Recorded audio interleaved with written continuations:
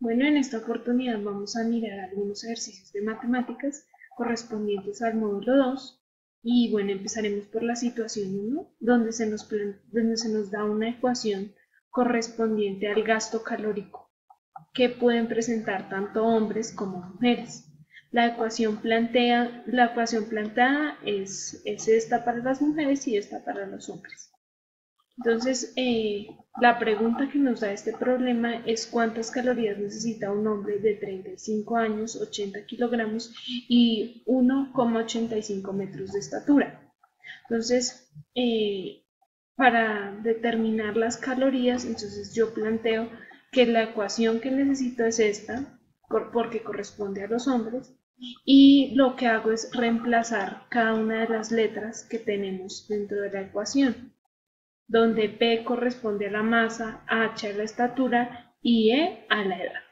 Entonces, digamos que el planteamiento de esta ecuación sería esta, y las calorías que necesita un hombre solucionando el ejercicio serían 933. Para el segundo caso, entonces, bueno, lo primero que quiero darles a conocer es la definición de perímetro, la cual decimos que perímetro es la suma de sus lados. Entonces, hablamos de cada uno de los lados de este rectángulo, para lo cual podemos plantear lo siguiente.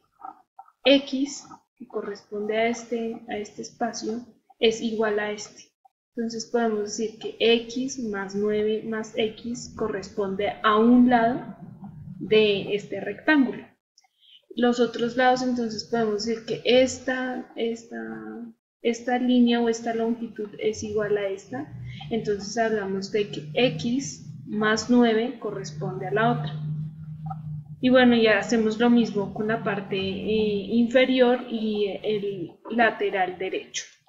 Entonces, planteando el ejercicio nos quedaría de la siguiente manera. X más 9 más X más X más 9 más X más X más 9 más X más 9. Y el perímetro correspondiente a este rectángulo corresponde a 6x más 33. Porque podemos hablar que la respuesta de Elkin es incorrecta. Para tener como resultado x a la 6, tienen que hacerse alguna multiplicación. Pues no hay manera de que en suma o resta el exponente cambie. ¿Listo? Entonces, y vemos que para hallar el perímetro no hay que hacer ninguna multiplicación. Es por eso que la respuesta planteada por Elkin es incorrecta. Para el caso 3, que lo que queremos hallar es el área de esa misma figura, entonces recordemos que el área es base por altura. Entonces, ¿cómo lo planteo yo? Entonces, la base corresponde a x más 9 más x y la altura corresponde a x más 9. Para este caso, entonces, resolviendo el ejercicio nos da 2x más 27x más 81. Aquí el error que comete Andrés es que multiplica todas como si, bueno, en realidad no sé muy bien cómo le da 6x, pero es como si multiplicara esta x por 6. Y pues, para el caso no es posible. Entonces, porque la ecuación planteada o el ejercicio para realizar o para hallar el área es esta. Bueno, para la situación 4, entonces tenemos que hallar el área de la parte sombreada. Entonces, ¿yo qué planteo? Tengo el área total del rectángulo, entonces yo lo que hice fue restar las otras dos áreas, la del rectángulo chiquito y la del cuadrado, para de esta manera pues tener solamente la parte sombreada. Dando solución al caso, entonces esto me da 8x más 4x más 16.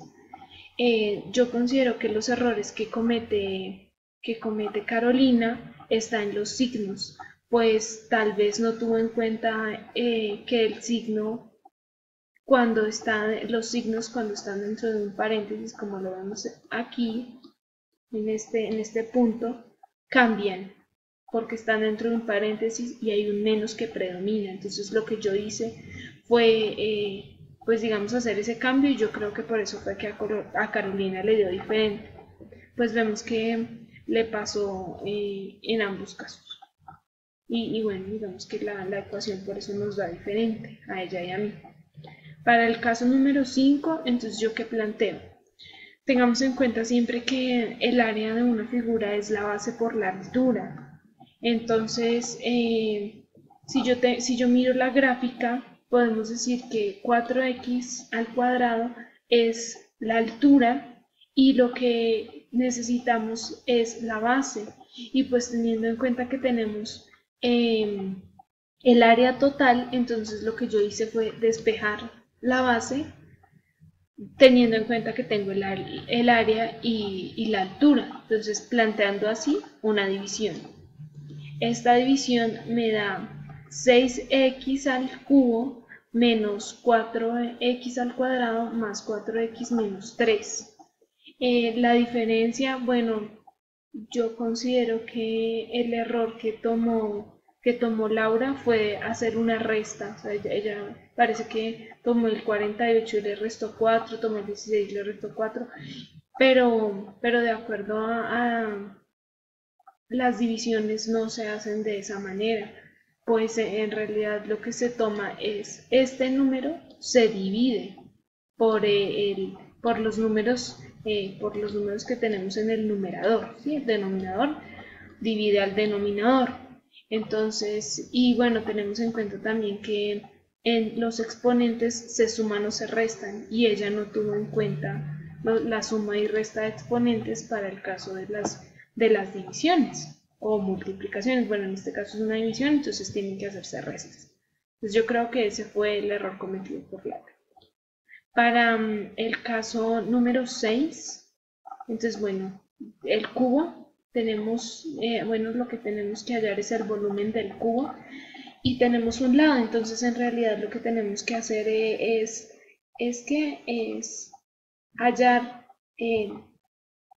bueno, más bien la ecuación que yo planteo para el volumen es 4x más 2x más y, que 4x más 2y al cubo. Pues en realidad este cubo es lo que me determina, en el caso de una figura como esta, que es un cuadrado que tiene todos sus lados iguales. Para el caso del volumen, pues solamente hay que hallar, o hay que exponerlo o mandarlo a la 3 para tener ese valor. Entonces, bueno, el planteamiento que yo le doy es, o la solución que a mí me da es 64. Bueno, esta operación, bueno, entonces lo que tenemos para este caso, el caso de 4x a 2y, es al cubo. El planteamiento que yo doy es este, y para darle solución a esto pues hablamos de un binomio al cubo. Entonces el error que comete Andrés es que toma cada uno y lo multiplica al cubo, pero es un error porque para esto tenemos una fórmula del trinomio, de los binomios al cubo. Y bueno, el planteamiento que podemos darle es el que pueden ver, pero en realidad el error estuvo en la operación del binomio al cubo que se plantea.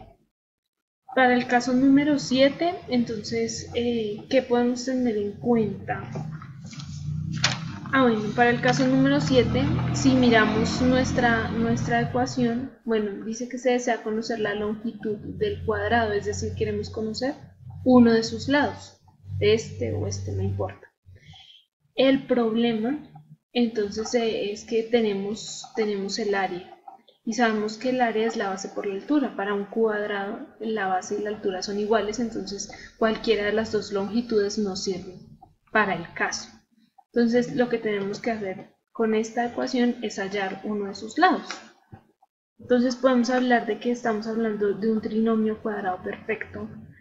Tiene 3 términos, evidentemente. 2 términos de ellos, tanto 16 como 9, son cuadrados perfectos. Y vemos que el valor que tenemos en medio, que es 24, es el doble del producto de las raíces cuadradas de 16 y 9. Es por esa razón que podemos hablar que la longitud es correspondiente a 4y más 3x. ¿Cuál fue muy posiblemente el error de Jorge? Pues que 8 no es el cuadrado, que no es la raíz cuadrada de 16. La raíz cuadrada de 16 es 4. Ese muy posiblemente fue el error de este personaje. Para el siguiente caso, entonces, ¿cuáles de los siguientes polinomios son factorizables utilizando diferencia de cuadrados? Cuando hablamos de diferencia de cuadrados, estamos hablando de restas. Entonces, por esta razón, descartamos A, B y C, como lo muestra John. ¿Cuál fue el error de John y por qué él tuvo en cuenta el B? B no corresponde a una diferencia de cuadrados. La razón por qué es porque 2, porque A no me da una diferencia de una raíz exacta, una raíz cuadrada exacta. Además, también tenemos en cuenta que tiene un más, tiene un valor positivo, entonces no. Y la E, ¿por qué no? Mentiras, la E está bien.